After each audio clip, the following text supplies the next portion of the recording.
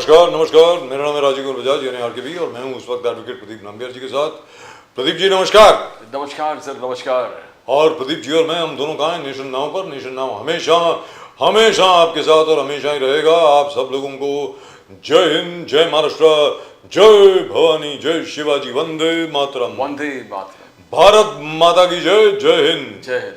अस्सलाम वालेकुम, सत श्री अकाल, good evening, ni hao to our viewers in China and konnichiwa to our viewers in Japan. Abaru Jambo to our viewers in East Africa, South Africa, the continent of Africa, wherever they speak Swahili. Wherever they speak Swahili. Swahili, yes sir.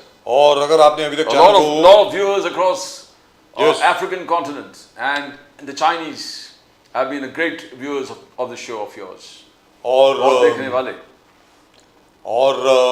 अगर आपने अभी तक channel को subscribe नहीं किया है तो भैया चैनल को सब्सक्राइब जरूर कर लें। Please do subscribe to channel को, घंटी की बज गई है, बेल आइकन के ऊपर प्रेस करें so that you can get updates as The we go fastest growing channel of the nation, Nation Now. and it is the fastest growing channel of the nation, all thanks to all of you, क्योंकि आप सब लोगों का support है इसलिए we are kind of growing, so wonderful. So Pradeep ji, yesterday was a terrible match. Yes. Oman versus India. India almost lost. बिल्कुल। Well, we didn't, but we played in the most pathetic manner possible. I think the entire thing is you beat Pakistan and then you're at ease.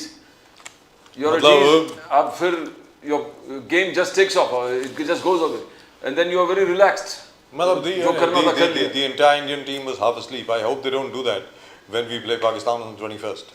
21 तारीख को पाकिस्तान के साथ दोबारा match है in the top 4.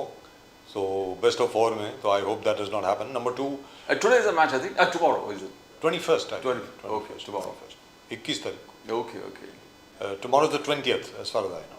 Oh, today is the 20th. I think. Today is the 20th or is tomorrow? I think today is the 20th. So tomorrow is the 21st. Tomorrow is the match. Oh yes, tomorrow is the match. Also the solar eclipse. Yes. Also the end of the Pitrupaksha. बिल्कुल.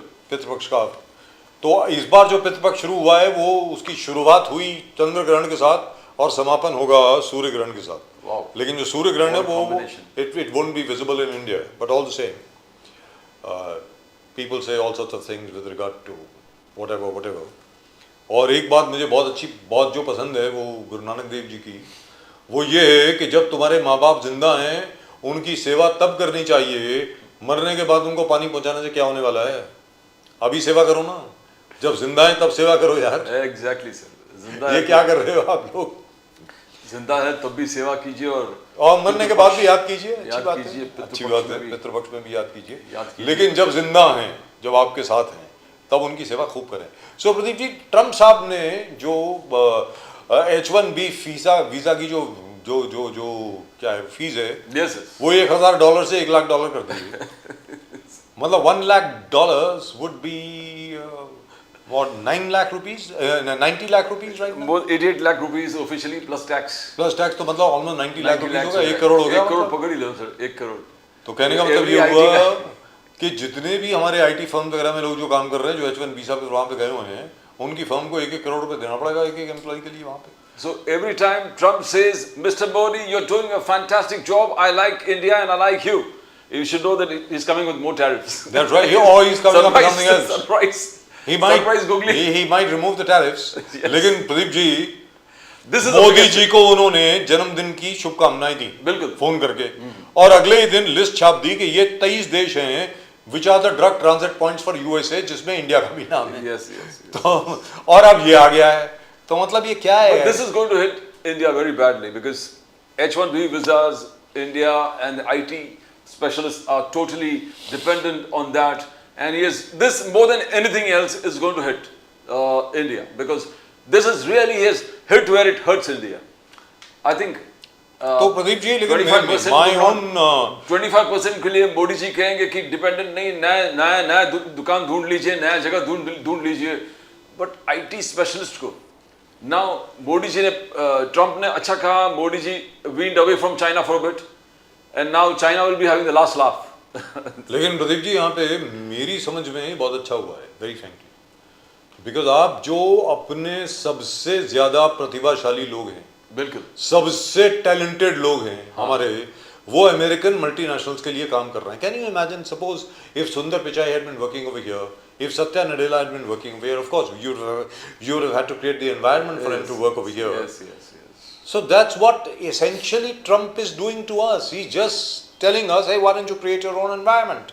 We should create that kind of an environment over here in India so that our best brains remain here instead of being used for the USA. For example, even YouTube on which this channel is available. We are available on Instagram, on Facebook, on X, all social media. and Threads and everywhere else.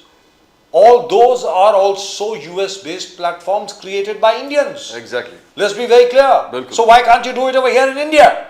Exactly. Now this is a clear message from the universe to India, and Mr. Trump has been sent as a messenger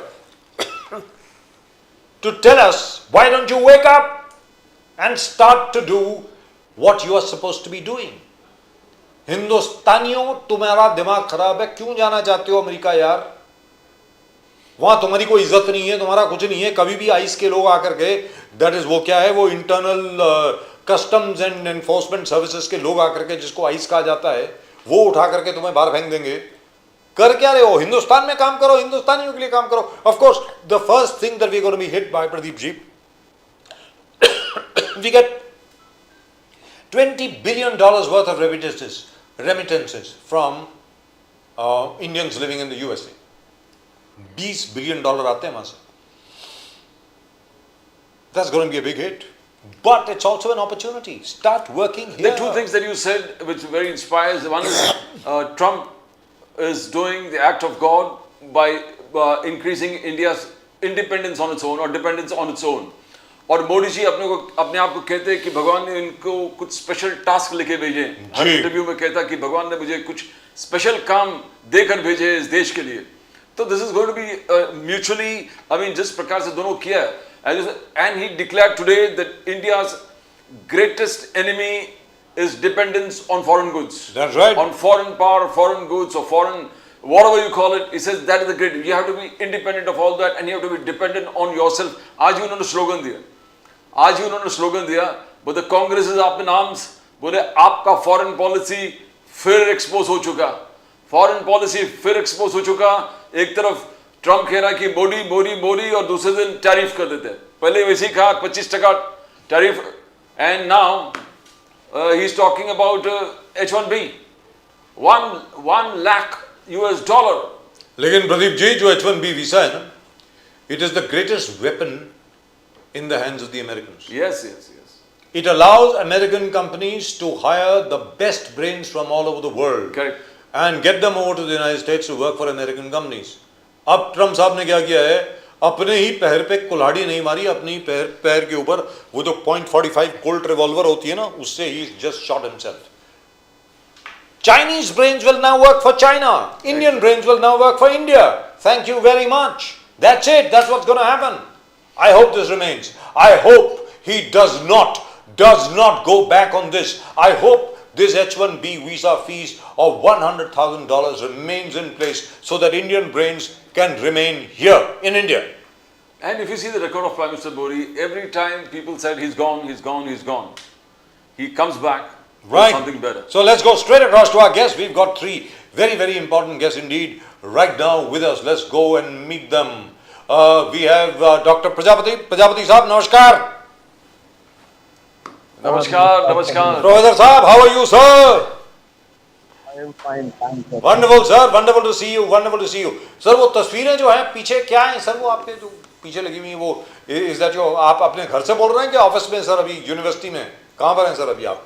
माशाल्लाह बहुत beautiful background है पीछे. Professor Prajapati साहब, घर से बोल रहा हूँ, ये मेरा कार्यालय. क्या हाल है sir? Wonderful sir. Shailesh Pandey ji नमस्कार. जय श्री राम. कैसे हैं सर? नमस्ते. जय श्री राम. हर हर महादेव. जी. Nizamuddin Rahim Sahab, how are you sir? Always a pleasure to see you. Nizam Sahab जैसा कोई नहीं है सर, मैं आपको बता रहा हूँ.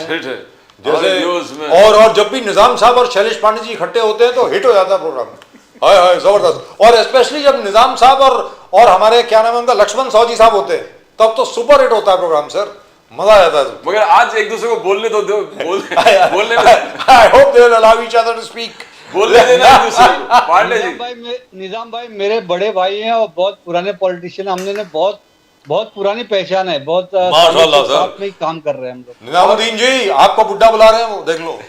और निजाम साहब आपको बुढ़ा बुलाया उन्होंने। प्रजापति साहब का भी एक जबरदस्त इंपॉर्टेंस है, इम्पैक्ट है, जो इश्यूज वो उठाते हैं, very very appreciated by people. Sir ऐसा है, प्रजापति साहब की जो स्ट्रगल है, जिस प्रकार वो आंदोलित हैं आज तक भी प्रजापति समाज के लिए, और जिस प्रकार उन्होंने 1936 का जो सेंसस, जो उन्होंने गेजेट जारी किया और ये दिखाया कि ये देखो यार, अभी तक तो हम ST SC में थे, आप लोगों ने 1954 में आकर के हमको इधर डाल दिया OBCs में, ये क्या चक्कर है?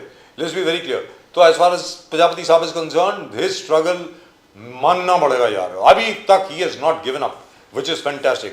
Professor Prajapati Sahab, we really and truly admire you, जबरदस्त सर। तो प्रजापति साहब आप ये बताइए कि जो योगी आदित्यनाथ जी, सॉरी मैं आपसे शुरू कर रहा हूं सर, क्योंकि क्या है कि आप आउट स्टेशन में हैं, तो कभी भी इंटरनेट जा सकता है, कोई बड़ी बात नहीं है। तो सर क्या है कि प्रजापति साहब, जो योगी आदित्यनाथ जी ने और उसके पहले जो प्रॉमिस किया गया था कि भाई ये जगह जो है, इतनी एकड़ जमीन जो है पॉटर्स के लिए, कुम्हारों के लिए, वो पदोन्नति की गई थी, ऑफिशियली डेजिग्नेट की गई थी, तो वो मिली नहीं क्या सर, कि वापस ले ली गई? बताइए सर प्रजापति साहब। सर बड़ा दुख सर, राजीव जी बड़ी दुखी ही, नक पर हाथ रखते हैं, नक पर हाथ रखी है, बड़ी दुखी ही।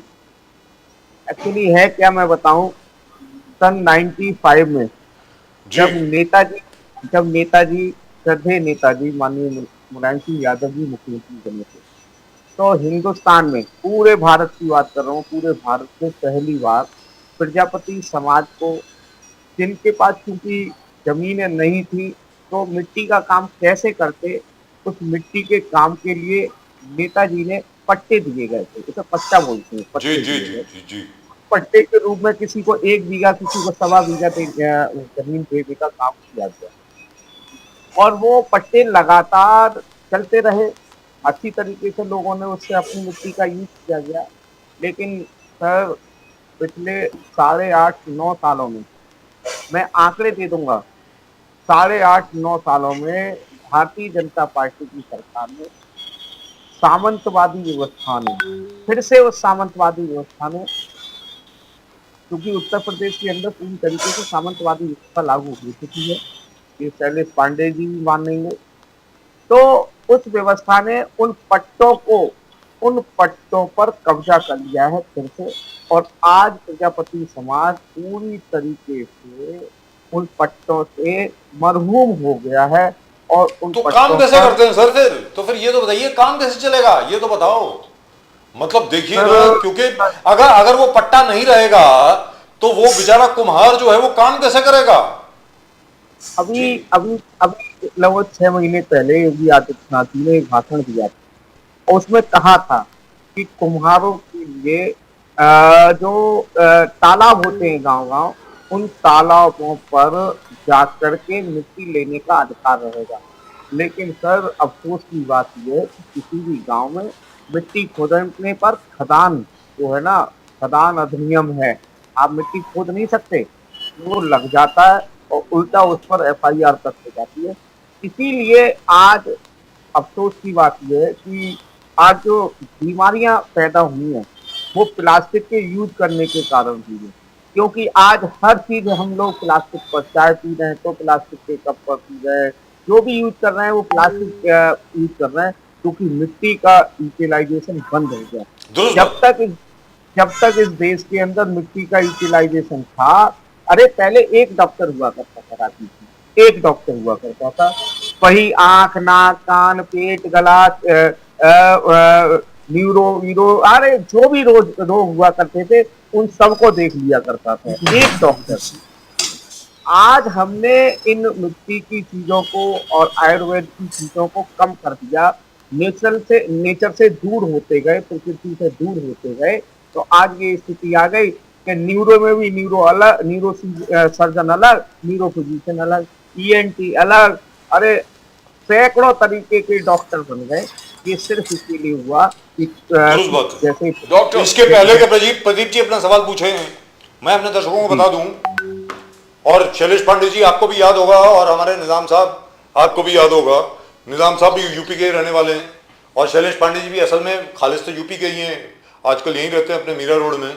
सर ट्रेन में जब हम लोग जाते थे ना, ट्रेन में जब जाते थे, प्रजापति साहब जो बोल रहे हैं जरा ध्यान से सुनने वाली बात है सर, ये ट्रेजेडी है, त्रासदी है हमारे देश की। सर कुल्हड़ में चाय मिला करती थी, कुल्हड़ में, मिट्टी के कुल्हड़ में। सर आजकल वो कुल्हड़ जो बनता है ना, वो भी प्लास्टिक का है, वो भी प्लास्टिक का कुल्हड़ है सर।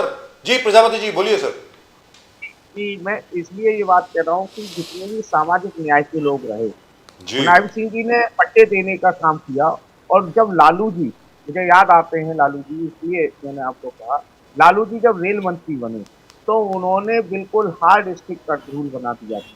अरे शैलेश जी, अगर आप अपने देश की कला को इतना ही अच्छा मानते हैं, इतना ही चाहते हैं, तो आपने रेल मंत्री से कहिए कि प्लास्टिक पूरी तरीके से बंद होनी चाहिए।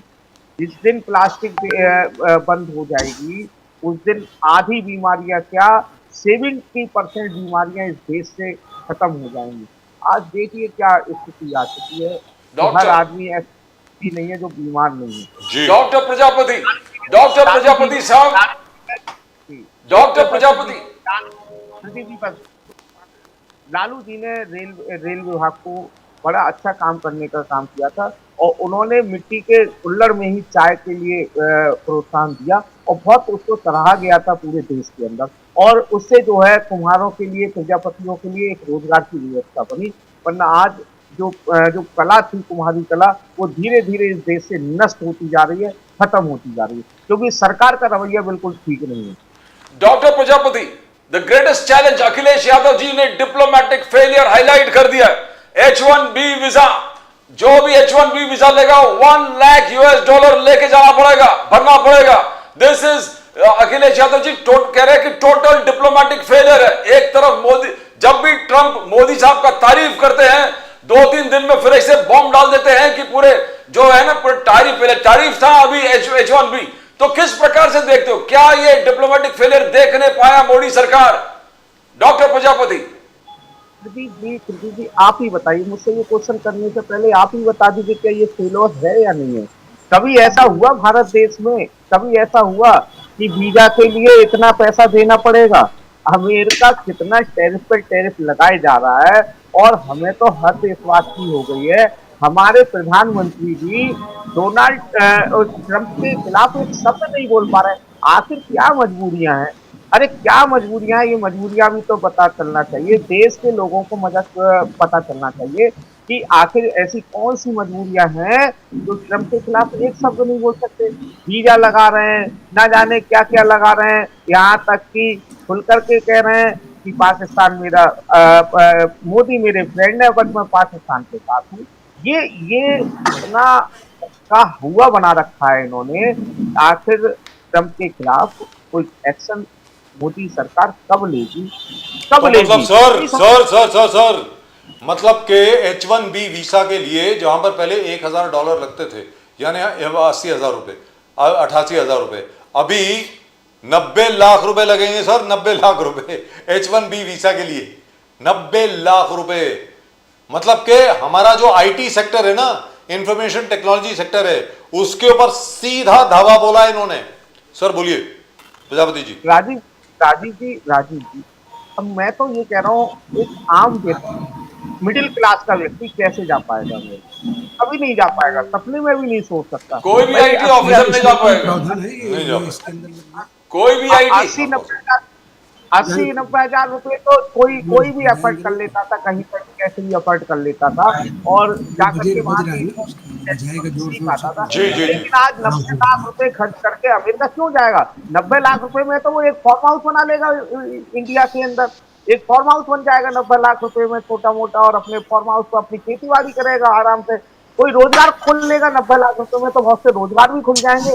लेकिन बात इस बात की है कि आखिर ये देश की विदेश नीति का फैसला है या नहीं है, इसको सरकार का कोई व्यक्ति बताकर खुल करके क्यों नहीं बताता? बता इसका एक फायदा बता दें कि इसका एक फायदा ये होगा, क्या फायदा होगा? निजाम साहब आप बताएं सर, आप बताएं sir. H1B visa will now cost 90 lakh rupees, 90 lakh रुपए मिनिमम, मतलब टैक्स लगा के 1 करोड़। अगर कोई भी, निजाम साहब आपको आवाज आ रही है कि नहीं? जी जी आ रही है, सुन रहा हूँ। हाँ नवाब निजाम साहब, अगर मान लीजिए इंफोसिस वालों को कोई 20 इंजीनियर वहां पे भेजने हैं यूएसए में, उनको 20 करोड़ रुपए खर्चने पड़ेंगे सिर्फ वीजा फीस के लिए। सर बोलिए सर।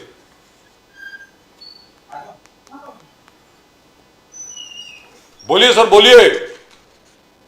इसे मुझे कह रहे हैं? आप इससे पूछ रहा हूं सर, अगर आज इंफोसिस को, इतनी बड़ी कंपनी है सर, नारायण मूर्ति साहब की भी इतनी बड़ी कंपनी है, वो तो ह्यूज आईटी कंपनी, विप्रो, हमारे अजीम प्रेमजी साहब की, बाकी सब लोगों की जो बड़ी बड़ी कंपनी हैं, एसआर की जो आईटी कंपनी है, उनको अगर मान लीजिए 10 या 20 अपने इंजीनियर भेजने पड़े यूएसए, तो 10 करोड़ रुपए लग जाएंगे सर 10 वीसा के।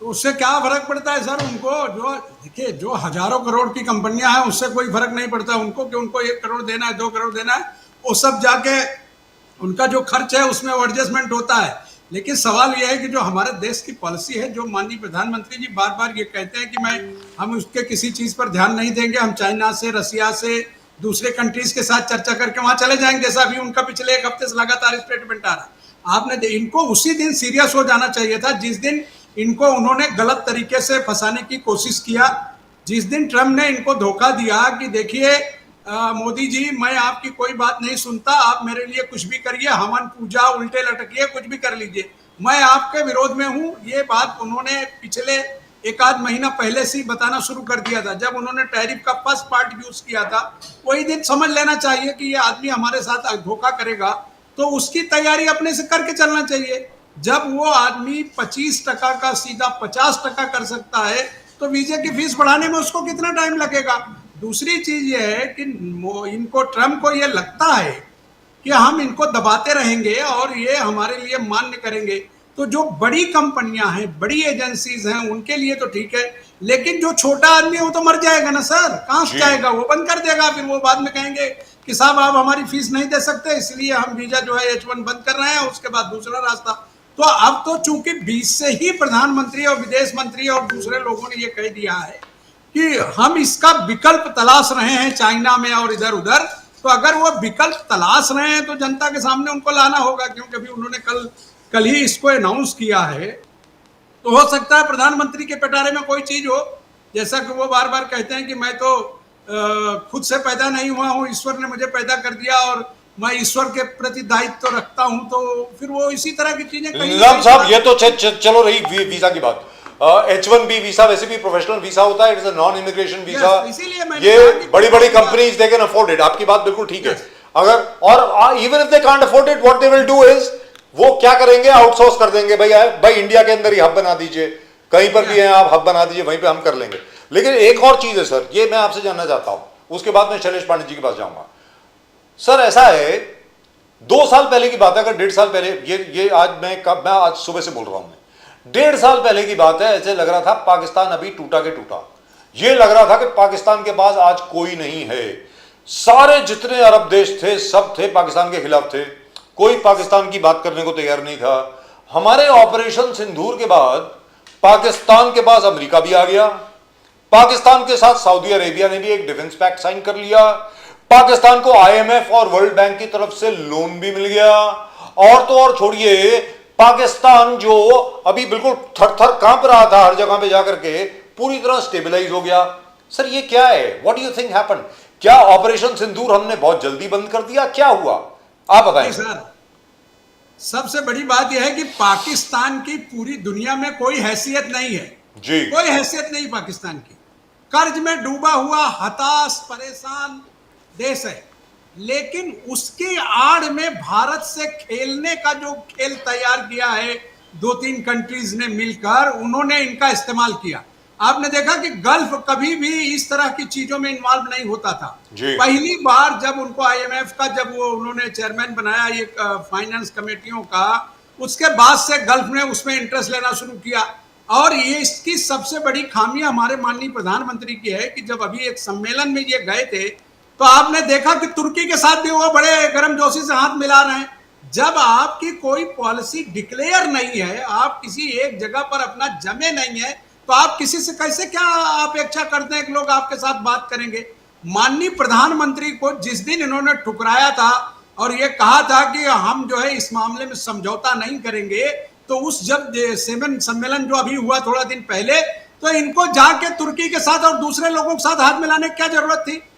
मतलब हम ये जानते हैं कि भारत कोई कमजोर राष्ट्र नहीं है, ना हमें किसी शक्ति की आज आवश्यकता है। हम टेक्नोलॉजी की दुनिया में भी बहुत आगे हैं, बहुत सारी चीजों में भी हम बहुत आगे हैं, लेकिन क्योंकि एक इंटरनेशनली एक मार्केट होती है जिसमें हम साथ रहकर और उस चीजों का हम डेवलपमेंट करते हैं, अलग अलग पॉलिसीज हो सकती है। लेकिन प्रधानमंत्री जी, विदेश मंत्री जी इस तरह की घटिया बात क्यों करते हैं?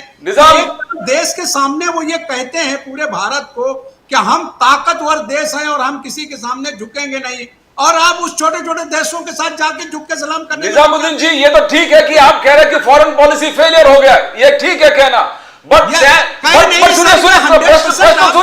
प्रश्न तो सुनिए। सैम पिट्रोडा नया डिप्लोमेसी सिखा रहा है कि पाकिस्तान से दोस्ती करो। सैम पिट्रोडा कह रहा है कि पाकिस्तान में जाता हूं तो मुझे बहुत सुकून मिलता है, बांग्लादेश में सुकून मिलता है, नेपाल का सुकून मिलता है। क्या डिप्लोमेसी सैम पिट्रोडा डिसाइड करेगा देश का डिप्लोमेसी? सैम पिट्रोडा पाकिस्तान की आड़ में हमारी पॉलिसीज के साथ अमेरिका खेल रहा है। सैम पिट्रोडा कौन सा सीख दे रहा है? पाकिस्तान निजामुद्दीन जी, सैम पिट्रोडा कौन सा सीख दे रहा है? कर लेगा कि कल इस नक्शे में पाकिस्तान नहीं रहना चाहिए तो इस नक्शे में नहीं रहेगा वो। सैम पिट्रोडा कहता है कि पाकिस्तान घर जैसा सुकून मिलता है। क्या कहता है? सैम पिट्रोडा कह रहा है कि हमारा पॉलिसी प्रो पाकिस्तान होना चाहिए, प्रो बांग्लादेश होना चाहिए, बांग्लादेश में सुकून मिलता है, पाकिस्तान में सुकून मिलता है, इनसे हमसे दोस्ती करना चाहिए। सैम पिट्रोडा कुछ और कह रहा है, आप कुछ और कह रहा है। नहीं साहब, आप फिर सुनिए, आप पहले सुनिए, आप सुनते नहीं है।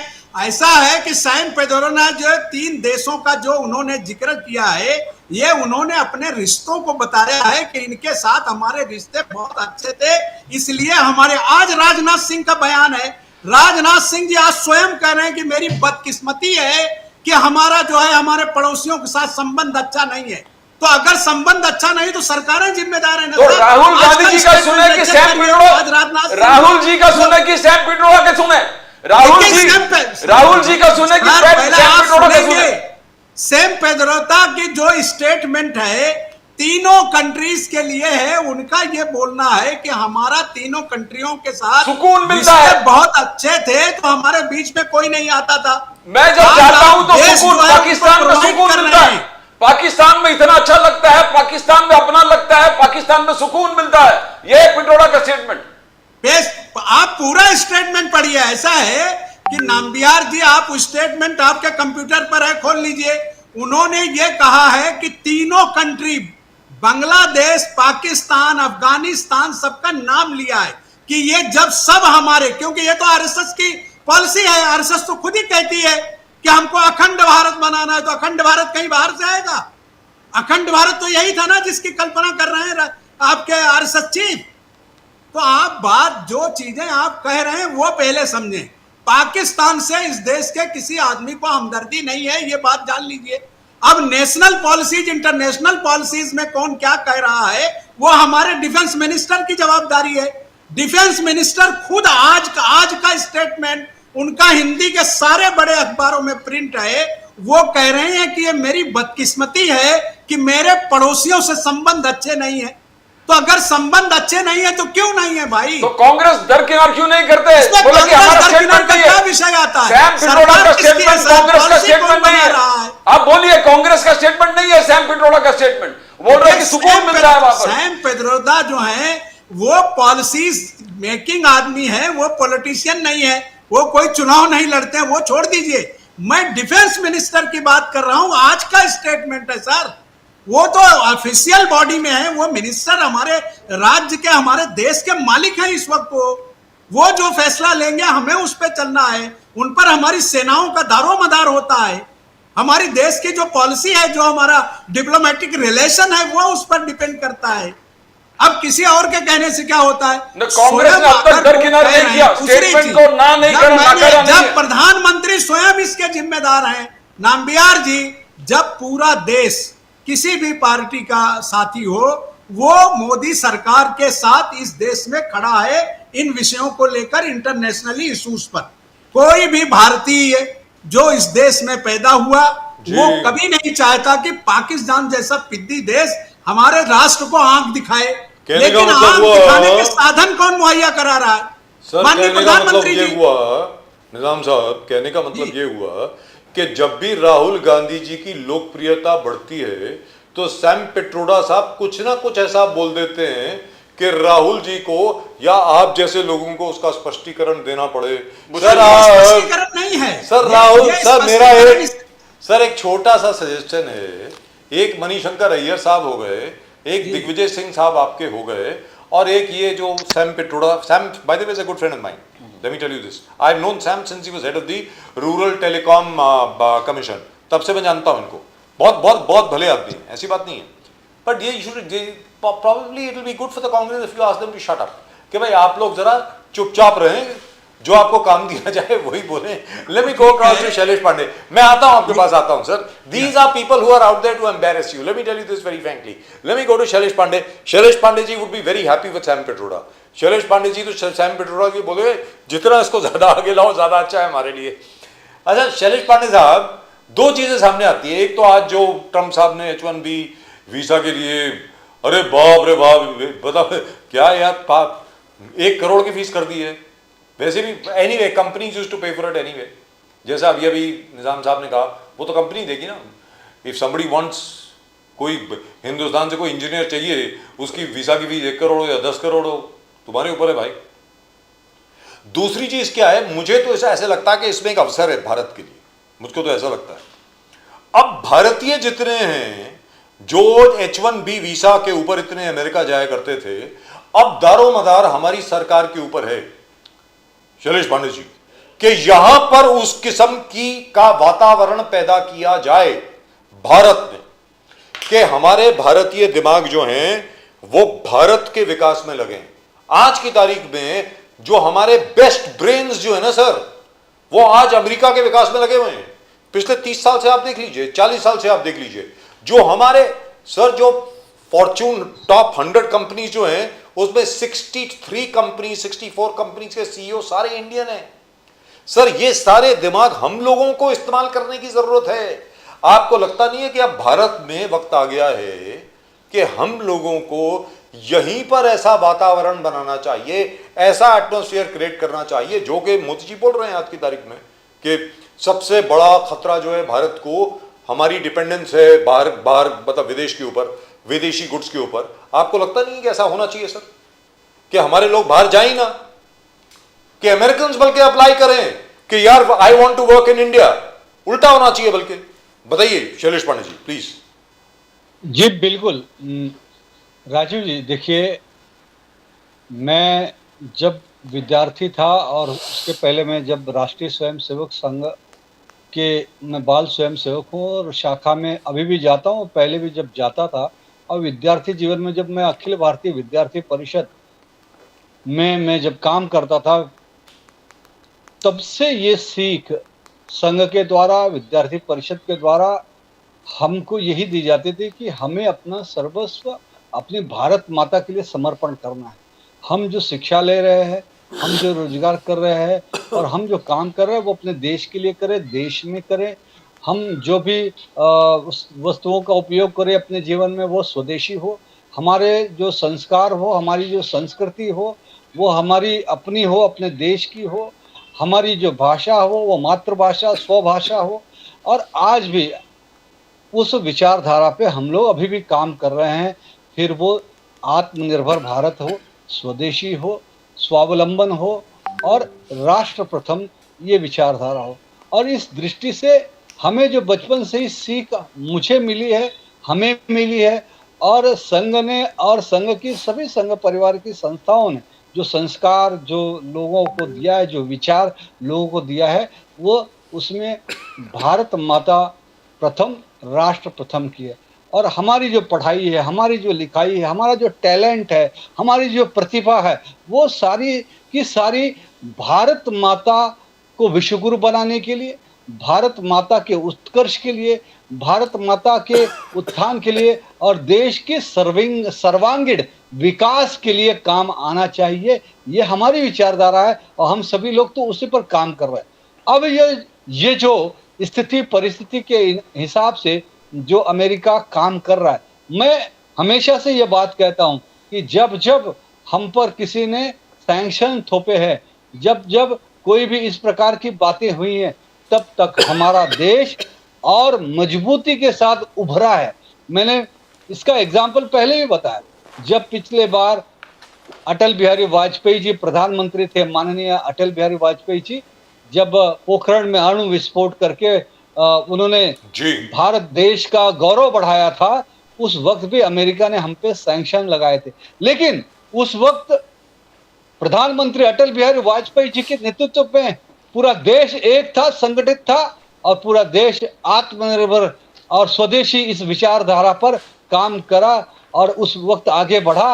और हम देखेंगे कि उनके सैंक्शन के बावजूद हम अपने पैर पे खड़े होके स्वदेशी नीतियां, स्वदेशी अनुसंधान, स्वदेशी उद्योग और व्यापार और नीतियों से देश आगे बढ़ा है। और आज भी देश के यशस्वी प्रधानमंत्री जी हमेशा से आत्मनिर्भर भारत की बात कर रहे हैं, हमेशा से स्वदेशी की बात कर रहे हैं, हमेशा से वो अपने देश का जो ब्रेन है, देश का जो प्रतिभा है, वो आप देखेंगे। और उसका इस जो पांडे जी, नरेंद्र मोदी जी की नीतियां हैं, उसका फायदा भी हुआ है।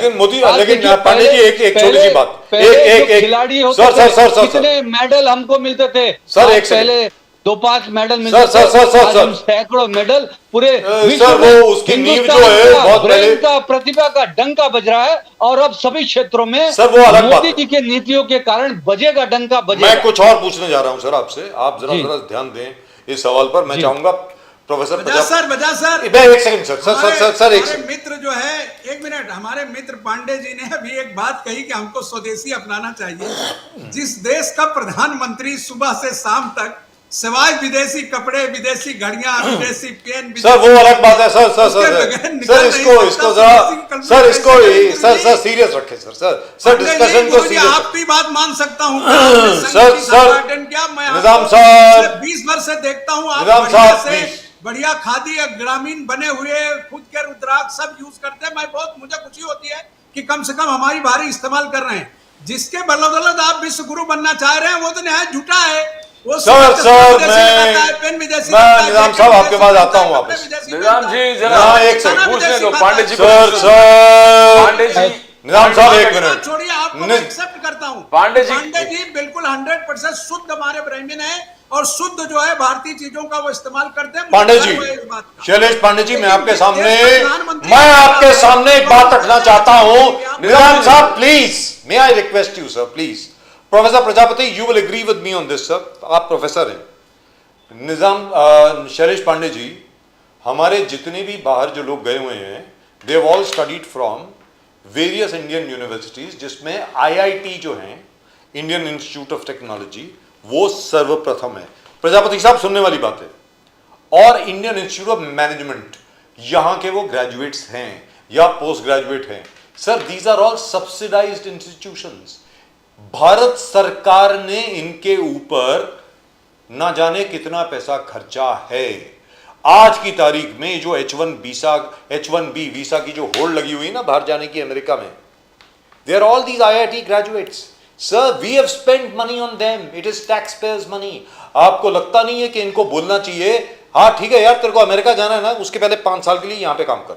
आपको लगता बिल्कुल बिल्कुल, ये बात से मैं सहमत हूँ, इस बात से मैं सहमत हूँ। पांडे जी, राहुल गांधी जी चुनाव के चोर, चुनाव के चौकीदार, इलेक्शन कमीशन पर आरोप लगा दिया। चुनाव के चौकीदार जागता रहा, चोरी देखता रहा, चोरों को बचाता रहा।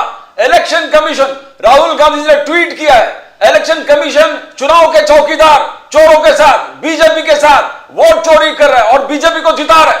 पांडे जी कब तक सहेगा हिंदुस्तान? पांडे जी देखिए प्रदीप जी, राहुल गांधी जी के जो वक्तव्य हैं, जो आरोप है, उस पर हिंदुस्तान के इलेक्शन कमीशन ने भी प्रेस कॉन्फ्रेंस करके उसका जवाब दिया है। वो सारे आरोपों को निराधार बताया है। उनकी जो फैक्ट्स थी, फैक्ट्स की सारी धज्जियां उड़ा दी हैं। अब जो बातें ये करते हैं, जो कागज दिखाते हैं, जब ये कहते हैं आप एफिडेविट दीजिए, एफिडेविट हलफनामा दे के अपनी बात रखिए, तो कोई हलफनामा देता नहीं, फिर भाग खड़े होते हैं। ये तो कैसा है कि सिर्फ आरोप लगाने के लिए आरोप लगाना, मुझे ये लगता है ये ठीक नहीं। विरोध के लिए विरोध नहीं होना चाहिए। देखिए, देश में जो काम हो रहा है, जो अच्छे काम हो रहे हैं उसका समर्थन करिए, जो अच्छी बातें हो रही है उसका समर्थन करिए।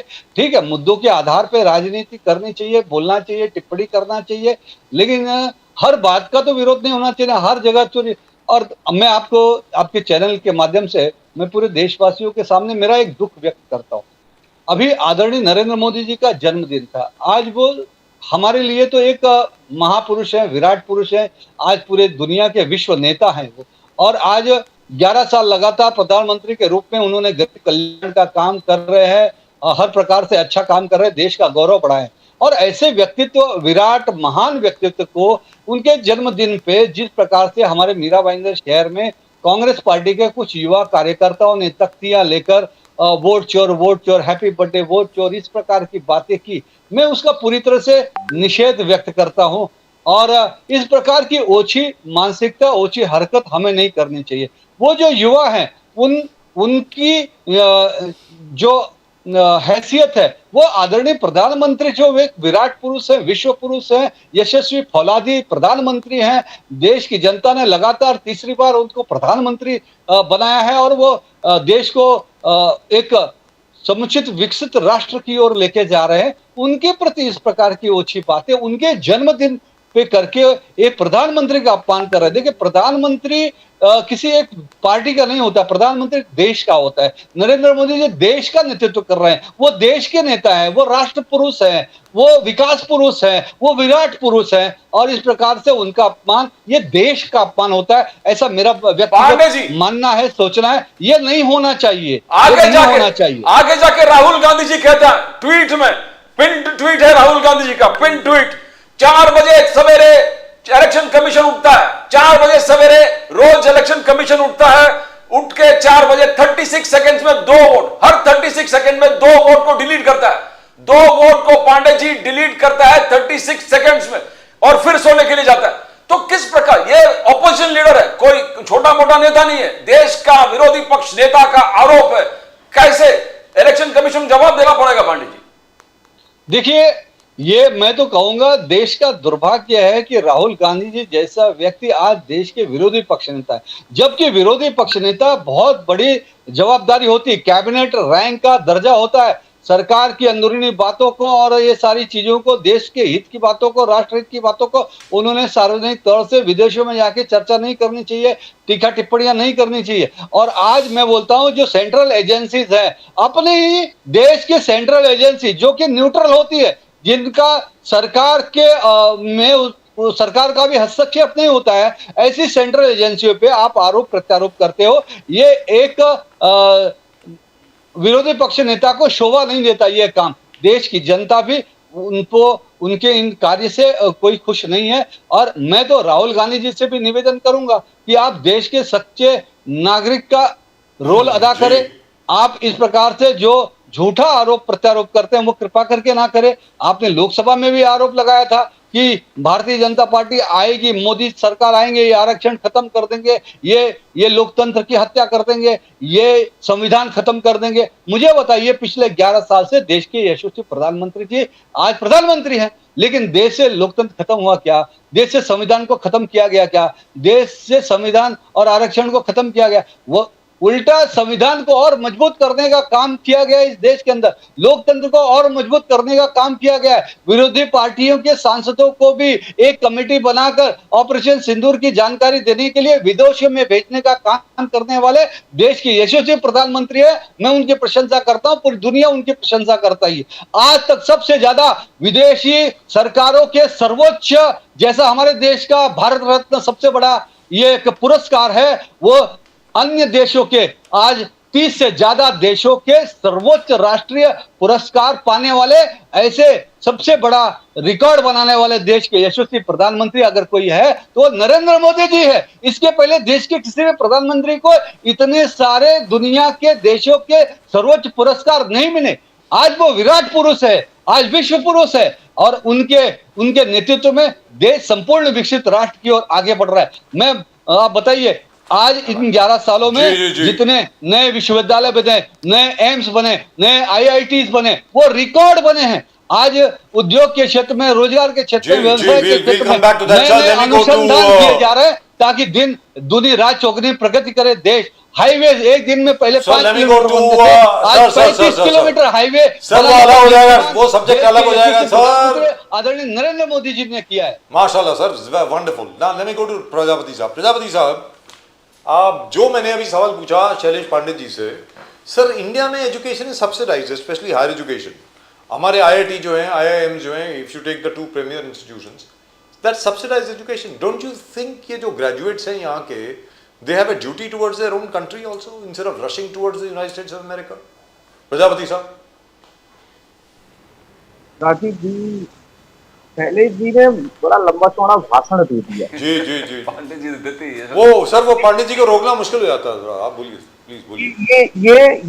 ये डिबेट चल रही है, ये भाषण नहीं चल रहा है कि यहाँ भाषण देना है। पहले जी थोड़ा सा डिबेट की मर्यादा रखिए, यहाँ पॉइंट टू पॉइंट बात कर लीजिए। कितनी बार मोदी जी की तारीफ करेंगे? मोदी जी के जन्मदिन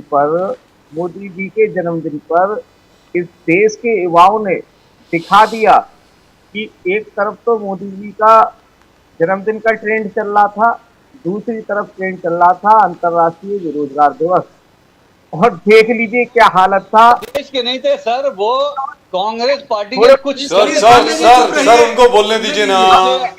सर प्रजापति जी ने आपको रोका नहीं सर, प्लीज बोलने। मैं अब बोलने दीजिए, अब बोलने जी, बोलिए। क्योंकि मैं आपके बीच में नहीं बोला हूँ, बड़ा लंबे चौड़े भाषण सुने आपके, लगभग 15-20 मिनट भाषण।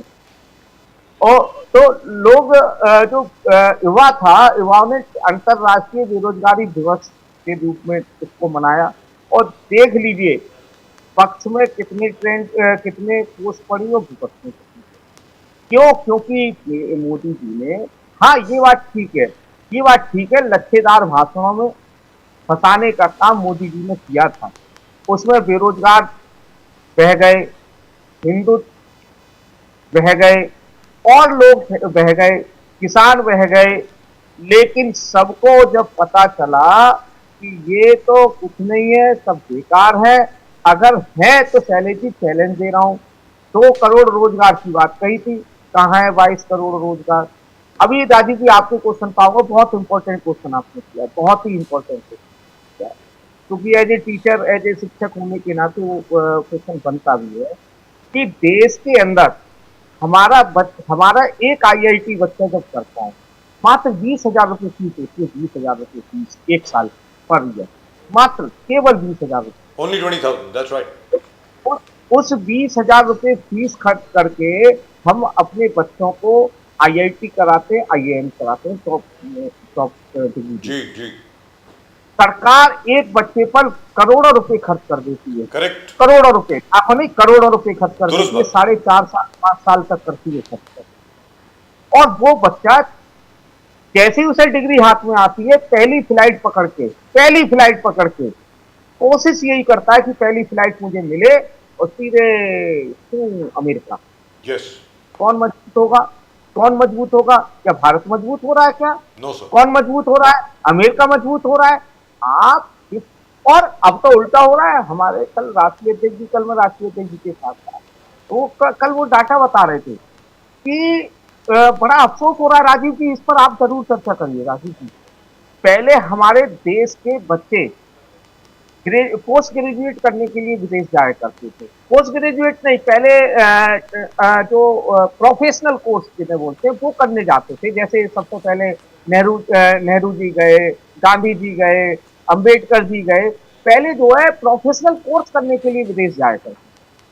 धीरे धीरे ट्रेंड चेंज हुआ, पोस्ट ग्रेजुएट करने जाने लगे।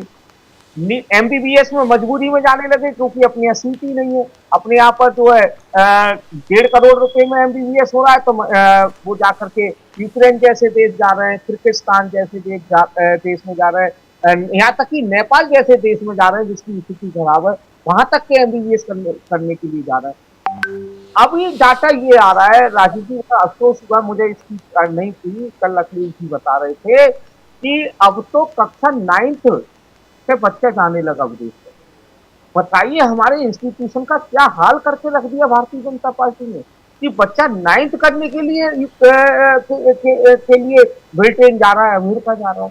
तो जो हमारी टॉप टीम है, जो आईआईटी करती है, आईएम के द्वारा जाती है, वो टॉप टीम कहाँ चली जाती है? यानी कि हमारा जो ब्रेन है, जिसे ब्रेन कहते हैं, क्योंकि वो बच्चे आम बच्चे नहीं होते हैं, वो बच्चे आईआईटी जो हमारे टफेस्ट एग्जाम है, आईएएस के बाद अगर कोई टफेस्ट एग्जाम है तो वो आईआईटी है, दूसरे नंबर का एग्जाम है देश का।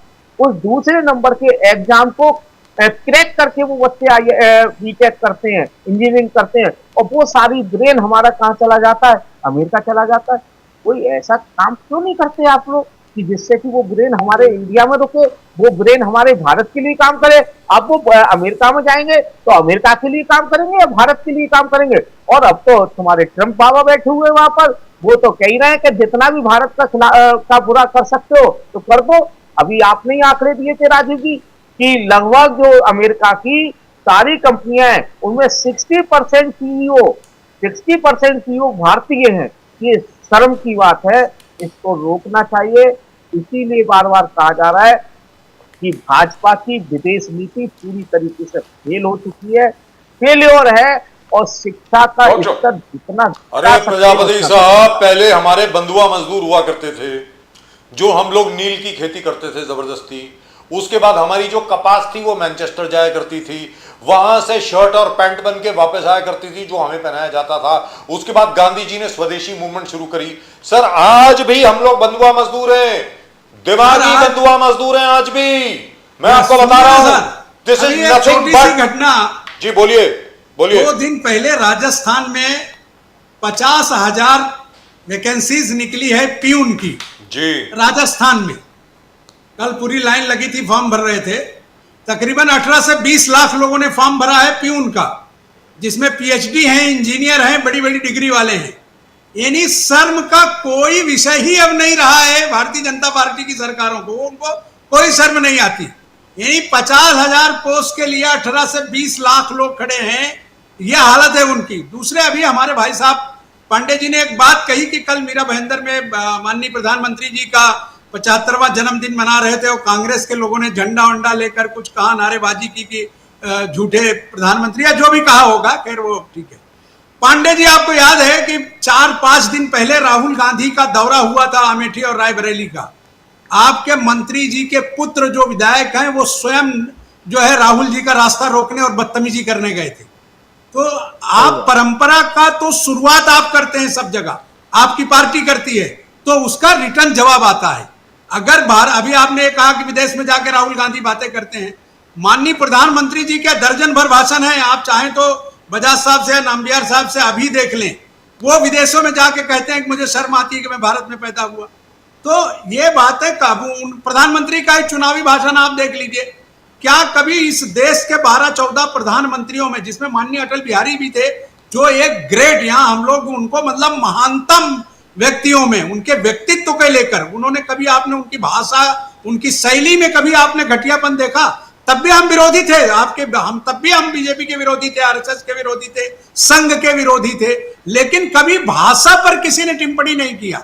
और आपने एक बात कही कि हमने भेजा सिंदूर के लिए सांसदों को। आपको याद होगा यूएनओ में भारत के प्रधानमंत्री ने अटल जी को भारत का पक्ष रखने के लिए भेजा, जबकि वो अपोजिशन लीडर थे। बहुत सारे लोगों ने कहा कि ये गलत है, तो उन्होंने कहा प्रधानमंत्री ने कि नहीं, हमें इसलिए भेजना चाहिए कि लीडर अपोजिशन को भी तो देश के बारे में पता है ना। आप झूठी चीजों पर जब बात करने जाएंगे तो आपको उल्टे ही जवाब मिलने वाले हैं। और जहां तक वो बंधुआ मजदूर का विषय है सर, आज देखिए चाइना से, हमारा चाइना के साथ बहुत अच्छे कपड़े नहीं आते थे। हमारा जो स्वदेशी वस्त्र था ना, उसको खत्म करने का काम 11 वर्षों में किया गया। उसके बाद चाइना का जो है उद्योग उसमें बढ़ा। और कमाल यह है कि आप पिछले 10 सालों में माननीय प्रधानमंत्री जी का भाषण सुनिए, हर बार जब कोई बहस होती है तो उस पर प्रधानमंत्री जी कहते हैं चाइना के साथ हम कारोबार नहीं करेंगे। जब हमारा युद्ध हुआ और युद्ध में चाइना उनके साथ खड़ा हुआ तो हम उनका टिकटॉक बंद करने गए थे। टिकटॉक से कितना फर्क पड़ने वाला था सर? निजामुद्दीन जी, आज अभी हमारी त्योहार आ रहा है, प्रधानमंत्री ने 32 दीपावली हमारे हिंदू धर्म का सबसे बड़ा त्योहार है।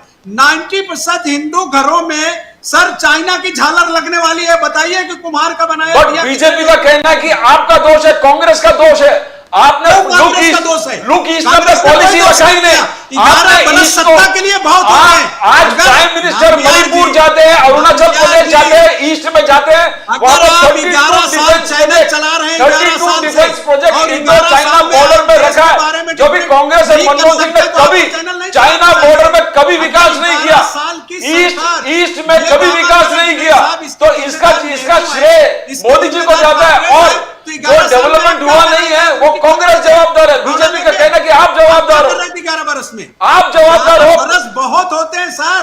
आप जवाबदार। आपने मिलता है, ईस्ट वो में भारत कुछ को काम सोना नहीं किया। है। वो मोदी जी जाके 8,500 पंडित जी के ऊपर भी इतना कर्जा साढ़े दिया है। 8,500 करोड़ का प्रोजेक्ट निजाम जी अभी मोदी साहब ने जाके फार ईस्ट में इनॉग्रेट किया। इससे पहले कोई विकास, रेलवे भी नहीं जा रहा था नॉर्थ ईस्ट में, करना छोड़ दीजिए। नॉर्थ ईस्ट में रेलवे नहीं था। गांव से आते हैं ना, पंडित जी भी वहीं से आते हैं। हमारे यहाँ एक कहावत है, कर्ज लेकर घी पीजिए। बीजेपी आज कर्ज लेके घी पी रही है। आपको पता नहीं उसने पहुंचाया कि नहीं, मुझे मालूम नहीं। आप भी थोड़ा घी पी लीजिए, क्योंकि आप जिस जगह हमारी इकोनॉमी के जो हालात बन रहे हैं ना, वो आप सोच के शर्मिंदा होंगे। आज पंडित जी को ये लग रहा होगा कि मैं उनका विरोध कर रहा हूं। मैं तो सुनिए ना, हर उस चीज का विरोधी हूं। मोदी जी मणिपुर अगर गए, आप कर्ज लेके और उसका मोदी जी डेवलपमेंट नहीं कर मणिपुर पा रहे गए, हैं, तो उसका भविष्य डेवलपमेंट क्या वहां होगा? पर किया। मोदी जी डेवलपमेंट अरुणाचल प्रदेश में किया, मणिपुर में किया, रेलवे ट्रैक्स लेके जा रहे हैं, इंफ्रास्ट्रक्चर बिल्डअप कर रहे हैं। आपने 60 साल सर में ये सारे ईस्ट प्लान में कुछ 11 नहीं साल किया। पहले के हैं। कुछ नहीं सर, किया। सुन लीजिए ना, कुछ नहीं ये किया। सारे बीजेपी रेलवे के जितने प्लान बीजेपी का आरोप है, मणिपुर में कोई गए हो, ट्रैक नहीं था वहां पर। गए हो, श्रीनगर में गए हो, ये सब 11 साल पहले के प्रोजेक्ट हैं। आपके पास कंप्यूटर सामने रखा है, नेट आप चालू करिए, आप उससे पूछ लीजिए, नहीं तो ग्रोक से पूछ लीजिए। ग्रोक आपको 1 सेकंड में बता देगा, मेटा आपको 1 सेकंड में बता देगा कि ये सारे प्रोजेक्ट जो हैं 11 साल पहले के हैं। और अगर ये जो भी सरकारें आएंगी, वो चाहे बीजेपी की आए, मेरी आए, हो सकता है अखिलेश जी की सरकार देश में आए, तो जो सरकारें आती हैं पहले प्रोजेक्ट को पूरा होने के बाद उसका उद्घाटन करती हैं। एक जो रेलवे ट्रैक नहीं था, नॉर्थ ईस्ट में एक काम तो ट्रैक नहीं हमारी था। सरकारों ने किया। और निजामुद्दीन जी, सर सुनो ना, रेलवे नहीं जा रहा था, अभी जाके बेचने का चालू हो काम गया रेलवे। बीजेपी ने किया, तो उसको बनाया किसने? रेलवे अभी आप जाके चालू हो मोदी जी गया। बताएं या हमारे पांडे जी भाई साहब बताएं कि कौन सी ऐसी चीज मोदी जी ने डेवलप किया हो और उसको उन्होंने बेचा, उसका प्रॉफिट आया देश में। हमारी बनाई हुई तमाम चीजें, हेल भेल जितनी चीजें हैं, इलेक्ट्रिसिटी, नैम जितने चीजें हैं, एयरलाइंस जितनी चीजें इन्होंने बेचा, किसने बनाया? मोदी जी घर से लेके आए थे सब चीजें। सारा देश के नागरिकों ने बनाया, राजनीतिक के पैसे से बना ना। 32 कांग्रेस के जमाने में बना, अटल जी के जमाने में कुछ चीजें बनी है, जिसका मैं अभी आज स्वागत करता हूं। मोदी जी ने तो वो चीजें बनाई जो कभी बिकेगी नहीं। कांग्रेस ने कभी ईस्ट में कुछ काम नहीं किया, चाइना के बॉर्डर में कुछ नहीं किया। आज मोदी जी ने 32 डिफेंस प्रोजेक्ट ईस्ट में कर दिया है।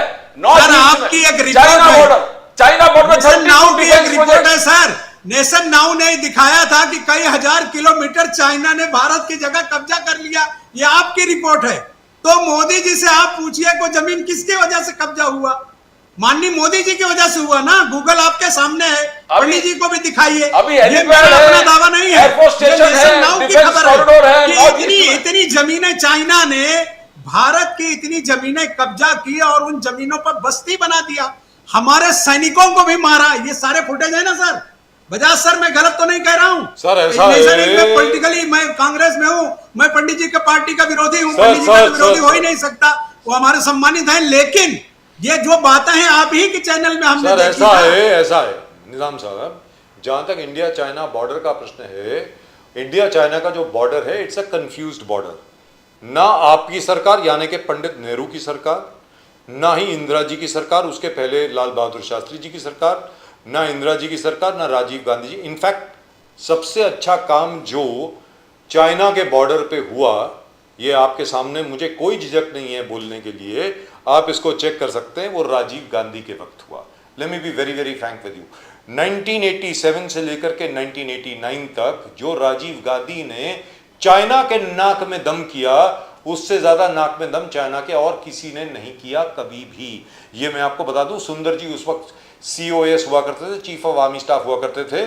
तो उनकी स्ट्रेटजी सिंपल थी। चाइना अगर 10 मील अंदर घुसता था तो उनको अलाउ करते थे, आइए आप 10 मील क्या 20 मील अंदर घुस जाइए। वो अगर 20 मील हमारे अंदर घुसते थे, हम लोग 40 मील चाइना के अंदर घुस जाते थे।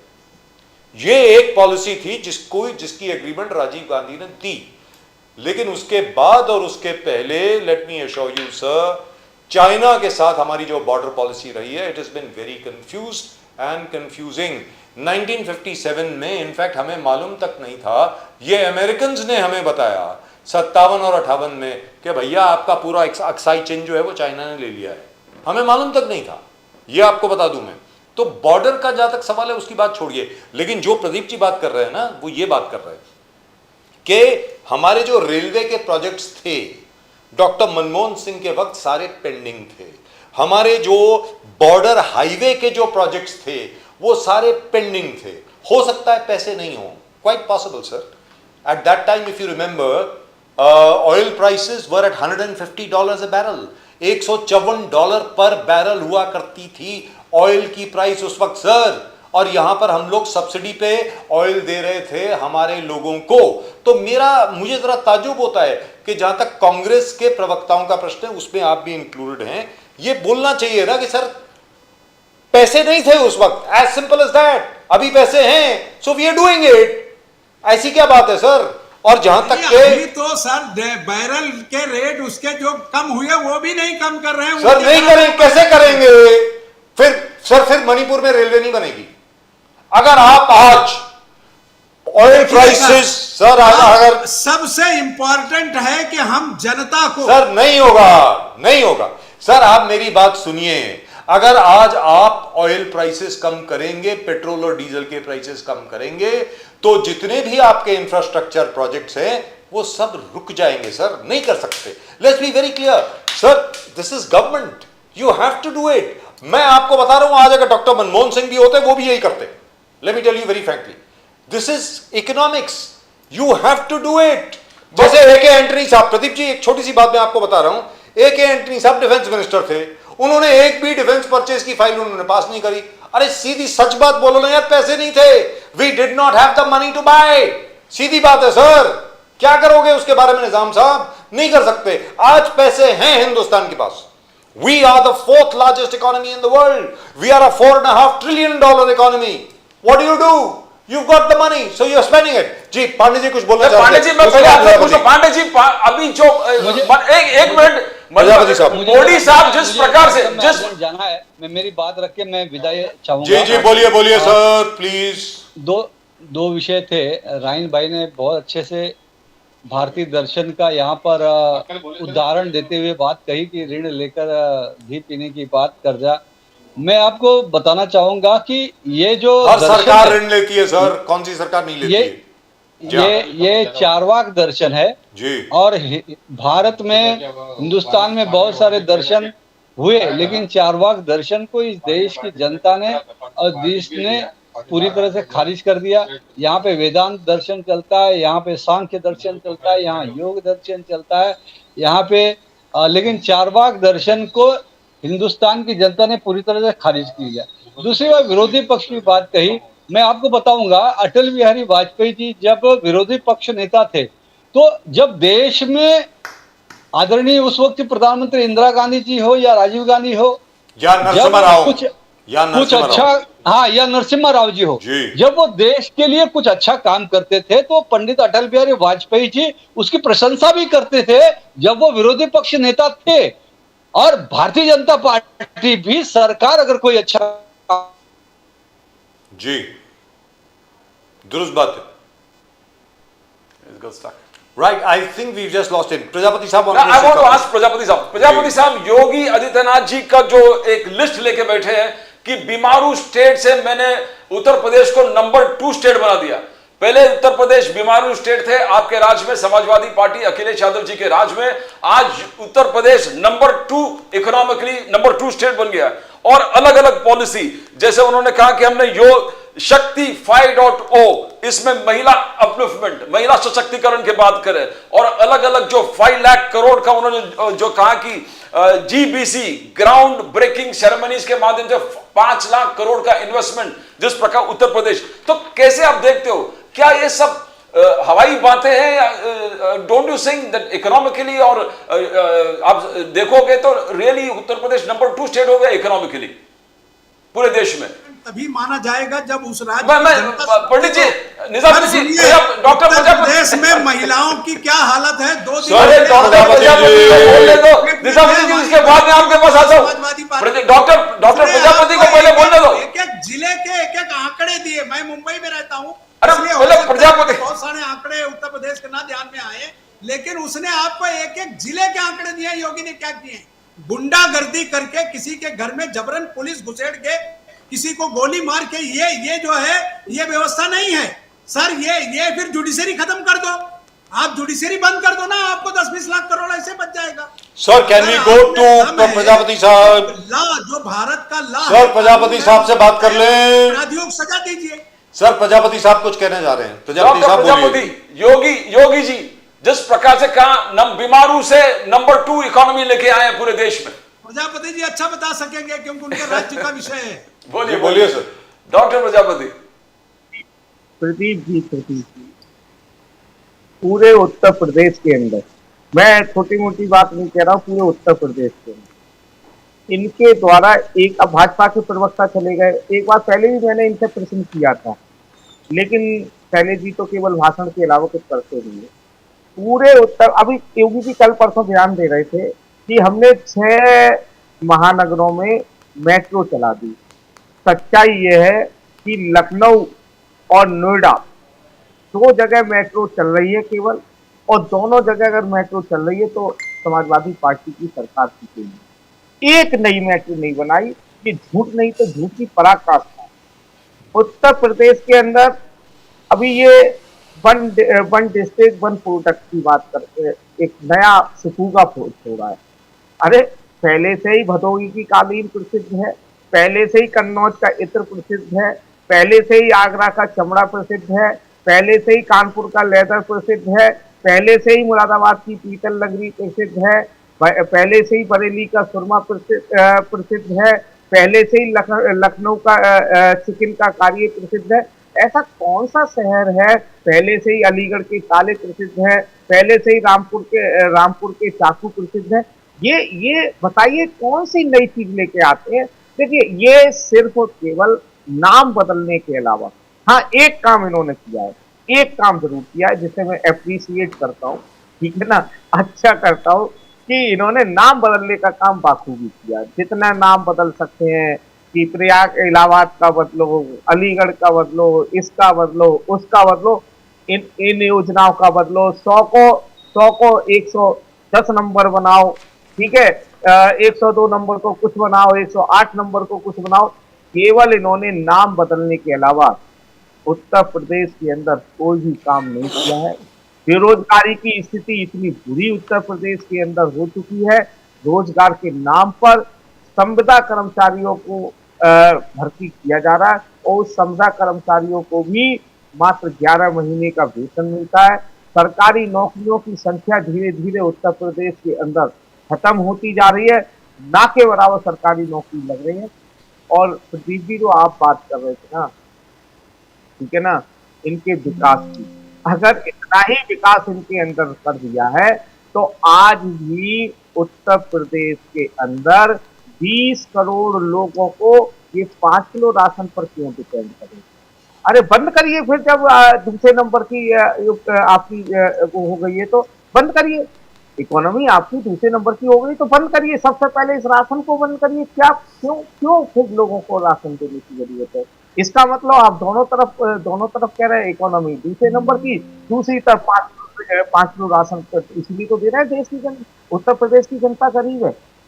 राजीव जी अगर कुछ करना है, अभी देखिए पीछे भी काफी चर्चा में रहा था कि प्रदेश में 27,000 स्कूल बंद करने का काम उत्तर प्रदेश के अंदर योगी सरकार ने किया था, और वहीं दूसरी ओर 30,000 नए ठेके, शराब के ठेके खोलने का काम अगर किसी सरकार ने किया तो इसका मतलब सीधी सी बात, ये लोगों को नशेड़ी बनाना चाहते हैं शिक्षा से दूर, क्योंकि बाबा है भाई, बाबाओं के बारे में मुझे नहीं कहना। सर आपसे एक सवाल पूछना है मुझे, एक टेक्निकल सवाल है, पता नहीं प्रजापति साहब आप बोल पाएंगे कि नहीं बोल पाएंगे।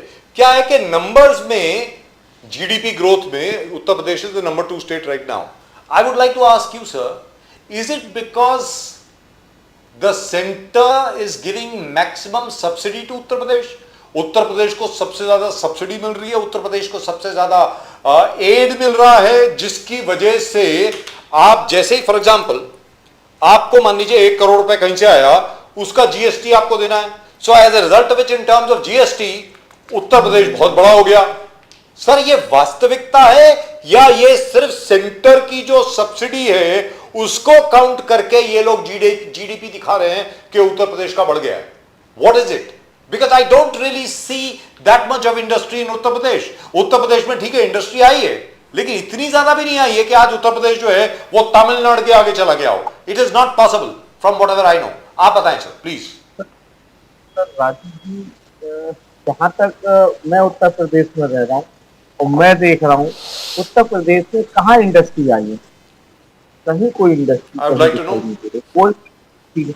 हाँ, बातें बड़े बड़े की जा रहे हैं, मेमोज बहुत बड़े साइंस की जा रहे हैं, लेकिन हो कुछ नहीं रहा है. कि हो जो अगर कुछ हो रहा है तो प्रदेश का युवा, ये तो युवा से पता कीजिए. देखिए राजीव जी, पूर्वांचल, जैसे उत्तर प्रदेश का पूर्वांचल हब कहा जाता है, और आप पूर्वांचल लोगों से मुंबई में खूब मिलते होंगे, क्योंकि हमारा पूर्वांचल लगभग 50-60% मुंबई में रहता है, ठीक है ना. अब इस बार पूर्वांचल में इनकी ये स्थिति कर दी थी 2024 में. गाजीपुर, मऊ, आजमगढ़, बनारस को छोड़ दीजिए, एक बनारस को छोड़ दीजिए, और वो बनारस कैसे जीता है सब लोग जानते हैं, ठीक है, सब लोग जानते हैं. देवरिया, मऊ, घोसी, रायबरेली, अमेठी, सुल्तानपुर, एक सीट समाजवादी पार्टी और गठबंधन को जीतने का काम किया था पूर्वांचल में. क्यों? क्योंकि पूर्वांचल के जो लोग हैं वो फॉरवर्ड है, पूर्वांचल के लोग जानते हैं, और आने वाले इसीलिए 2027 में ये घबराए हुए हैं, कहीं कुछ नहीं है. और दूसरी बात मैं ये पूछना चाहता हूँ, अभी बहुत देर से चर्चा चली, मानते हैं राजीव जी, आपने बार बार एक बात कही, मैं आपका बड़ा सम्मान करता हूँ, लेकिन आप बार बार कह रहे हैं सभी सरकारें कर्ज लेती हैं. सर यहाँ बस मैं थोड़ा ऑब्जेक्ट इसलिए करूंगा कि कर्ज लेते ठीक है, हमारी कर्ज लेने की हैसियत है 100 रुपए पे करने की, तो हम 100 रुपए पे लेंगे. अगर 70 वर्षों में 55 लाख करोड़ रुपए कर्ज था भारत पर, 55 लाख करोड़, आज मात्र 11 सालों में वो 270 लाख करोड़ रुपए हो चुके. इसका मतलब क्या है सर, आप बताइए. इतना गुना भाई, इतना गुना का क्या मतलब है? ठीक है, आप कर रहे थे उसी रेशियो से बढ़ता, तो उसी रेशियो से बढ़ता तो मुश्किल से ये 100 लाख करोड़ रुपए, इतना 55 लाख करोड़ रुपए कर्जा पहुंच चुका है. प्रत्येक व्यक्ति, जैसे ही उत्तर प्रदेश के अंदर बच्चा जन्म लेता है, योगी सरकार ने भी इतना कर्ज ले रखा है कि वो 35,000 रुपए का कर्जदार बन जाता है. डॉक्टर प्रजापति, ये पिक्चर योगी जी का कुछ फायदा होगा योगी जी को 2027 इलेक्शन में? किस प्रकार से देखते हो? पहले बहुत चल रहा था कि फर्स्ट डे फर्स्ट शो बहुत जबरदस्त हुआ, फिर बाद में मालूम पड़ा सिर्फ 20 लाख का कलेक्शन हुआ है. किस प्रकार से आपको रिपोर्ट होगा क्या हुआ पिक्चर का, योगी जी के पिक्चर का? देखिए प्रदीप जी, चाहे वो कश्मीर फाइल्स सही, चाहे योगी जी की फिल्म सही, चाहे केरला रिटर्न सही, इनकी कोई पिक्चर कामयाब नहीं है. आप बताइए एक पिक्चर कहाँ लाकी इन्होंने टैक्स फ्री करी है, सारी पिक्चरों को टैक्स फ्री कर करके लोगों को बुलाने का प्रयास किया, लेकिन लोग जाते ही नहीं. क्योंकि आज देखिए, मैं सीधी बात बता रहा हूँ, लोग समझ चुके हैं, लोग जाग चुके हैं. फिर अभी अमित शाह जी बिहार में पूछ रहे थे कि राहुल जी इसलिए आए थे, राहुल जी का उद्देश्य क्या था, तो बीजेपी के ही कार्यकर्ता क्या जोर जोर से नारे लगा रहे थे, वोट छोड़ गद्दी छोड़, वोट छोड़ गद्दी छोड़. आज पूरा देश जान चुका है कि वोट चोरी भारतीय जनता पार्टी ने की है. अगर एक प्रश्न है बहुत अच्छा ये है कि अगर ये कह रहे हैं कि राहुल गांधी जी ने ये मुद्दा उठाया, अरे ठीक है, हम मानते हैं राहुल गांधी जी ने मुद्दा उठाया, अरे जब राहुल गांधी जी मुद्दा उठाया और मुद्दा गलत था तो आपको तो पहले दिन से इसका विरोध करना चाहिए था, नहीं करना चाहिए था प्रदीप जी। लेकिन आपके ही एक सांसद अनुराग ठाकुर आकर के कहते हैं कि रायबरेली में तुमने बेईमानी करी, आपने कन्नौज में बेईमानी करी, आपने वायनाड में वोट चोरी की। इसका मतलब साफ है कि वोट चोरी भारतीय जनता पार्टी के द्वारा। भाई सीधी सी बात है, अगर वोट चोरी नहीं की गई होती तो राहुल गांधी जी ने जब इसकी स्टार्टिंग की, अखिलेश यादव जी ने जब एसआईआर का समर्थन किया तो इस चीज को जो है रोकना चाहिए था, आपको तो विरोध करना चाहिए था ना फर्स्ट डे से। लेकिन आप क्या आए, आपके अनुराग ठाकुर जी आए, प्रेस कॉन्फ्रेंस करते हैं जैसा कि आपने चला ही दिया, प्रेस कॉन्फ्रेंस करते हैं और कहते हैं रायबरेली में चोरी की आपने, अमेठी में चोरी की आपने, जो है वायनाड में चोरी की आपने, कन्नौज में चोरी की आपने, मैनपुरी में चोरी की आपने, आजमगढ़ में चोरी की। वाह भाई वाह, इसका मतलब तो साफ है वोट चोरी होती है, और वोट चोरी होती है तो सरकार आपकी है, शासन आपका है, सत्ता आपकी है, संवैधानिक जो एजेंसियां हैं ईडी, सीबीआई और चुनाव आयोग आपका है, तो उसका दुरुपयोग करके आपने सत्ता हासिल की है। लेकिन अब जनता पूरी तरीके से जाग चुकी है और इस बार 2027 में उत्तर प्रदेश में और 2029 में इनका फैसला साफ होना है। तो सर बाढ़ की स्थिति क्या है अभी? बाढ़ की स्थिति, पानी गया अभी वापस, खत्म हो गया कि अभी चल रहा है? अभी देखिए, अभी नहीं खत्म हुआ है। आज हमारे सांसद हैं माननीय धर्मेंद्र यादव जी, जो आजमगढ़ से सांसद, पंजाब में भी डेलीगेट हमारा गया हुआ है, वो पंजाब में है। उत्तर प्रदेश में भी अभी बाढ़ की स्थिति ज्यादा अच्छी नहीं है, लेकिन बाढ़ पर चर्चा करने के लिए हमारे योगी जी को समय नहीं है, हमारे मंत्रियों को बाढ़ पर चर्चा करने, क्योंकि हालत बड़ी खराब है सर, सुना है मैंने, सुनने में तो यही आ रहा है। नहीं बिल्कुल सर, राजीव जी मैंने कई बार इस शब्द प्रयोग किया जैसे संवेदनहीन कर, ये लोग संवेदनहीन है, इनकी संवेदनाएं नहीं है इनके अंदर। क्योंकि मैं तो पहले ही कहता हूँ सर, इसका मतलब ये हुआ कि खरीफ क्रॉप जो है इस बार, खरीफ सीजन की जो क्रॉप है, स्पेशली चावल की जो खेती है, उसमें बहुत हालत खराब होने वाली है। कहने का मतलब ये हुआ पूरे देश में, पंजाब में, उत्तर प्रदेश में, दोनों में। बिल्कुल खरीफ फसल पे भी प्रभाव पड़ेगा और आलू पर भी इस बार प्रभाव पड़ेगा। जी मुझे सुनने में आया। जिस हिसाब से पूरे मतलब देश में पंजाब नंबर 1 पर आलू में है, नंबर 1 पर पंजाब रहता है आलू में। और अगर यही स्थिति पंजाब की रही, क्योंकि 15 दिन बाद आलू रखना शुरू हो जाएगा, तो अगर यही स्थिति पंजाब में रही तो वहां तो पानी इतना भरा हुआ है कि वहां कोई और सर जहां से पानी गया वहां पे रेत आ गई है, रेत आ गई है। तो और anyway we will discuss that. I want to ask Nizamuddin ji एक चीज, हर्षवर्धन सतपाल जी ने मांगा है इस्तीफा देवेंद्र फडणवीस जी का। बोले फडणवीस जी आप इस्तीफा दो। राहुल गांधी जी ने एक्सपोज कर दिया महाराष्ट्र में जिस प्रकार से वोट चोरी होगा, क्या गद्दी छोड़ेंगे निजामुद्दीन जी? क्या फडणवीस साहब इस्तीफा देंगे? जब ये बेईमानी करके सरकार में आते हैं तो ईमानदारी से गद्दी छोड़ेंगे क्या आप सोच रहे हैं? आप ऐसे ही सोचिए कि देवेंद्र फडणवीस जी और पूरा प्रधानमंत्री सहित उनके सारे मंत्रिमंडल के लोग, अभी चोर जो है वो इलेक्शन कमीशन है। अगर चोर इलेक्शन कमीशन है तो सरकार को चाहिए जांच कराए ना। सरकार इतनी, अगर उनको लगता है कि राहुल गांधी ऐसे फेंक रहे हैं, मैंने देवेंद्र फडणवीस जी का सुना कि भाई उनको तो दिमाग कम है। अरे साहब, आपको चोरी से जिन लोगों ने बनाया है उनकी हालत क्या हो गई है वो जवाब नहीं दे पा रहे हैं। अगर यही काम अभी गलत हुआ होता और ये सही नहीं होता वोट चोरी का, तो अब तक ये राहुल गांधी पर एफआईआर करके जेल भेज चुके होते। लेकिन उनको पता है कि सारी सत्यता है, ये किसी भी अदालत में टिकेगा। वो हमसे कहते हैं साहब आप जाइए कोर्ट में ना। अरे हम क्यों जाएं? आप जाओ कोर्ट में कि हमको हमारी ऐसी तैसी कर रही है अपोजिशन। आज पूरा अपोजिशन सरकार की इस बैंड बजा रही है ना, तो अगर उनमें दम है तो उनको कोर्ट जाना चाहिए। वो जाके कोर्ट के सामने कहेंगे देखिए साहब हमारी बदनामी कर रहे हैं ये जी। और पूरा देश देख रहा है, कोई छिपा चीज है नहीं। राहुल गांधी ने बाकायदे प्रोजेक्टर लगा के और उस प्रोजेक्टर पर सारे ऑफिशियल चीजें पहले उन्होंने अपने सारे साथियों को दिखाया। सारे राजनीतिक दल जो उनके साथ काम करते हैं लोकसभा में, अपने सारे साथियों को एक दिन पहले प्रेजेंटेशन दिखाया। सारा प्रेजेंटेशन कंफर्म होने के बाद जो सोशल मीडिया और इलेक्ट्रॉनिक के जितने बड़े एक्सपर्ट्स हैं उनसे चर्चा किया। उसके बाद वो है पब्लिक डोमेन में लाने के पहले पत्रकारों को दिखाया और देश के सारे टॉप के चैनल, उनमें से आधा से ज्यादा चैनल अडानी और अंबानी के हैं, उन चैनलों के सामने उन्होंने प्रेजेंटेशन रखा। और अगर उसमें भी अगर आपको अब डर लगता है कि राहुल गांधी झूठ बोल रहे हैं और चोरी कर रहे हैं, तो डूब मरनी चाहिए ऐसी सरकार को। Right, thank you so much gentleman, that's it. Prajapati साहब बहुत बहुत शुक्रिया आपका हमारे साथ जुड़ने के लिए। निजाम साहब आपका भी बहुत बहुत शुक्रिया, आप दोनों को बहुत बहुत धन्यवाद। नमस्कार। नमस्कार। Right, so Pradeep ji, I don't even know where to begin, where to end. I mean, if UP is really and truly surging forward as an economy, and if they say that they are the number 2 economy in the country right now, as the figures say, I mean, after Maharashtra, it's Uttar Pradesh. No, probably if the BrahMos start selling, then what do you say?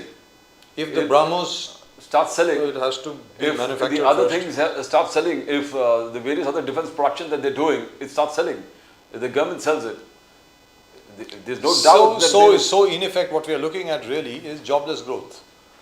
I mean, because you've got specialized people working on these jobs, in the entire defense corridor. These are very skilled jobs. So people from all over the country are coming over there. On that, there is no doubt. So the last 20 years, the way it was more labor oriented, now it's not labor oriented. It's not. So we need to understand this and need to adjust ourselves. The government is coming up with, the government knows it. They're coming up with skill development. Now, even if you see road construction or highway construction, first it was labor intensive. वो पूरे road भरा हुआ था labor से. सब labor. आजकल कोई दिखता ही नहीं. आज एक JCB मशीन 100 लोगों का काम कर रहा है. जी. और वो भी 1/10 of the time में, 1/10 of the time में एक मशीन 100 लोगों का काम कर रहा है. यहाँ से पहले हर चीज के लिए अलग अलग तुक था, सामान उठाने के लिए, सामान डिस्पोज करने के लिए अलग पूरे टोली होते थे. आज कोई टोकरी में रबर लेके जा रहा है, कोई उसको रख रहा है, कोई पानी पिला रहा है, कोई कुछ कर रहा है. I mean, तो आज things have changed. Now the country has to adapt. Now skill development कह रहा है कि कितना सक्सेसफुल मोदी साहब इम्प्लीमेंट करने में हुआ, that has to be seen. But we should understand one thing. We need to understand the labor intensive जो एक विशेष होता था, the way development, that is over. That is totally over. Now it is totally technology driven infrastructure build up or whatever you call it, and we need to adapt to that. And most importantly, this visa thing, this H-1B visa going up to $100,000, I think is a blessing in disguise for India. Bharat के लिए मुझे लगता है ये wake up call है, और भारत को और भारत के जितने विद्यार्थी हैं उनके लिए आपको एक वातावरण यहाँ पे बनाना पड़ेगा ताकि वो यहीं रहें और अपने दिमाग को इस्तेमाल करें अपने ही देश के लिए, instead of working for the United States of America or any other country. That's what I think anyway. Well, that's just about it from both Pradeep ji and myself. आप देखते रहे Nation Now, and tomorrow of course is the match with Pakistan. Hopefully we should win. Hopefully the focus will be there, unlike what it was yesterday. Yesterday it was like a walk in the park. The entire team was like relaxing. They weren't even being serious about it. It's only when the Omani team, almost won, that suddenly these guys woke up to the fact that, hey, listen, we might lose. We're losing. So in any event, we'll see the match tomorrow, and I think India should win. I don't think there should be a problem in that. And we'll see you on Monday. आप सब लोगों को नमस्कार, जय हिंद, जय महाराष्ट्र, जय भवानी, जय शिवाजी. और अभी तक अगर सब्सक्राइब नहीं किया चैनल को